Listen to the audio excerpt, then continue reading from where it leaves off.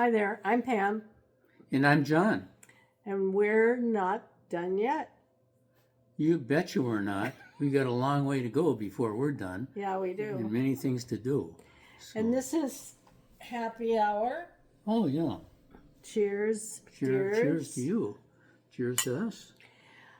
And it's Saturday, so it's the end of, I guess it's our third week. I'd have to look at a calendar to be quite honest. And we're still learning.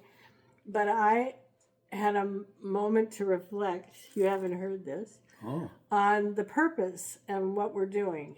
And what struck me today was, over the last couple days, that, we had full lives, complicated, happy, bad times, good times, and our spouses died, and this is a new chapter. And it's like a book, and there are many chapters in both our lives. Childhood and working and education in there and all that. And we're starting now what we're both assuming is the last chapter, given our ages. And it has almost a whole new cast of characters for each of us. His whole family, I never knew them, they never knew me. He's meeting my family, same thing. And our real life was in the other chapters. That was our life. And it was full and it was good. We just were lucky enough to be given this last chapter.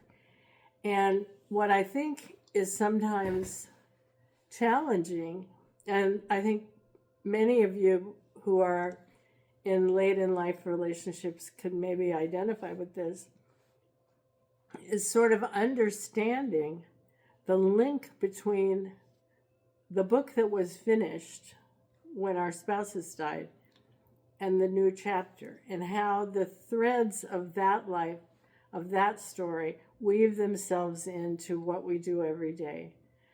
And I was reminded of this, or sort of caused to think about this for two reasons. One is, yesterday we were practicing on our microphones and stuff. They didn't work. But John was talking about something which he'll tell you about at some point. But at the end of it, he also mentioned that his wife's graveside marker has his name on it. And what that reminded me was, that was the real life, where the book should have ended, but we got an extra chapter. And today I was talking with my son, who has tried really hard to become and live as an adult person responsible for himself after many years with addiction problems and mental health issues. And he was saying he wished that his dad could see the man he's become and that he can live as an adult and be responsible.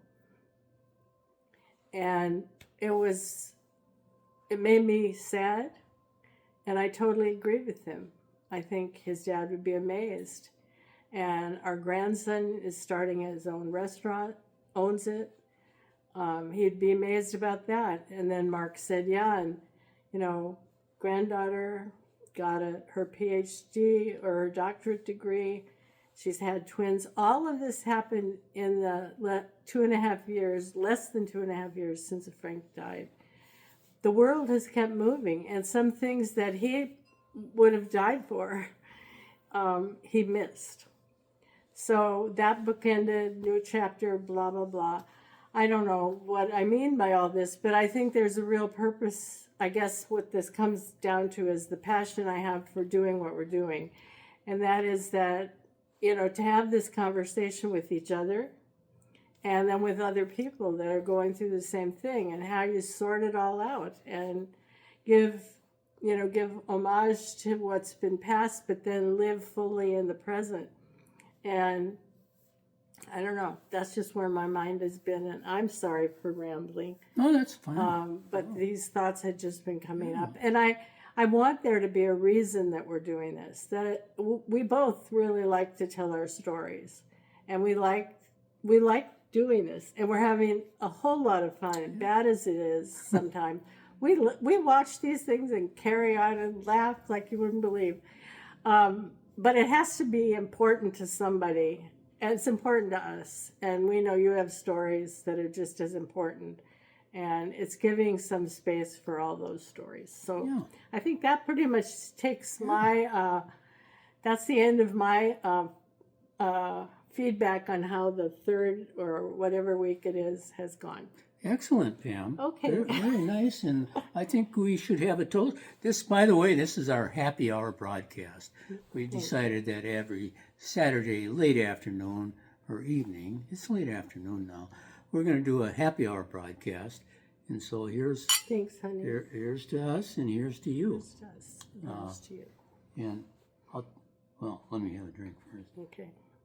I'll throw a quick one in while he's drinking. I'm not missing a tooth. I have a crooked tooth. Yeah, We've both been she's gonna try noticing and get that in the fixed. videos. Yeah, we're gonna get that fixed. Okay, Yeah, go. Okay. Well, I'll tell you what happened is just last night we tried to do a recording, and we spent quite a bit of time on it, and then we thought we were already going, so we recorded it for about, 11 minutes, 12 minutes, and then we went to play it back, and there was no sound. And we tried everything we could, because we knew we were talking during it, but the recording didn't work. I was very disappointed. Yeah, because I felt Well, you told the whole story. I had worked pretty hard at that, and so anyway, I'm going to try to go that same trajectory tonight. And I don't know how we got to this, but what we were talking about last night was about gravestones and I guess about death. And I learned when I was in my 40s. I knew I had a brother. I'm the oldest of 6 children, but there was one a year older than me who died shortly after birth. And I just learned when I was in my 40s that boy, was a boy, was buried in a cemetery in South Minneapolis with a gravestone, and that the name on the gravestone is the same as mine, identical to the middle initial. And like I say, we had a family get-together with my father's side of the family, who we don't see real often, and one of the members told me about that, and I was shocked, actually. I don't know why, but it really affected me to think that someone with my exact same name was buried in this Minneapolis cemetery, and I knew I had a little brother who died, but I had no idea that he had the same name I had, and for some reason that really affected me.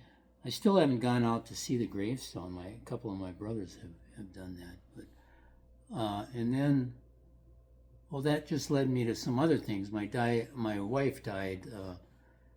It's almost 2.5 years ago now, and she lived right across the street in a memory care nursing home, and I could visit her every day while she was in there. And so my daughter and I we knew that she wasn't going to live for too long, and we made all the arrangements, and she was going to be cremated as I was when I die. And we went out to a kind of a distant suburb that's not too far from where my daughter lives. We live right in Minneapolis, but this is a ways out. And we bought a cemetery site, a plot, where our ashes could be both put in that plot. And so we had to make all the arrangements, to get a stone and everything, because my wife had died, and so her name and dates of birth to death are on there. But my name's also on there with my birth, and then a dash, and then nothing, because I'm still alive. So that was a little bit sobering to see my name on that gravestone. And I wonder what day it'll be on there. But I think there was a lot more to the story when we did it last night, and I don't remember actually what other paths. Oh, you did mention about the fact that apparently the custom Oh, yeah. in Ireland, Yeah. his dad was Irish, so Yeah, my dad was full-blooded Irish, and his family was pretty directly from Ireland. And I guess that was kind of the way the Irish people did it. They had so many kids, and they lost. I think a lot of times they lost 50% of them, who died before they were 5 or 6 years old. And so they were used to assigning a name to a child, and then having that child die, and then there were new children that came along after that, and they just reused that name, which I guess you do when you're having, 12, 14 kids. And you have these Irish names that you like to use, and so that explains a little bit to me why my deceased older brother has the same name as I do. So that was part of the story. Where are we going with this, Pam? Am I going somewhere else with this? I don't know. No, I think that's sort of where we ended up. Okay. Oh my gosh, is it 11 minutes already? Yeah. How did that happen? I talked a long time. Oh, you did? Oh, Yeah. wow. Well, we're trying to keep these short, around 10 or 11 minutes. So I don't feel like we said too much, but we should probably wrap it up and save something for next time. We're going to keep going, huh? Yeah, here's to keeping going. Yeah. We're back in the saddle again. He has a great voice, but he can't carry a tune. How can I have a great voice and not carry a tune? It's possible. We'll have to talk about that. Yes, we will. See you I agree. around. Yeah. Okay. Bye-bye. Bye-bye.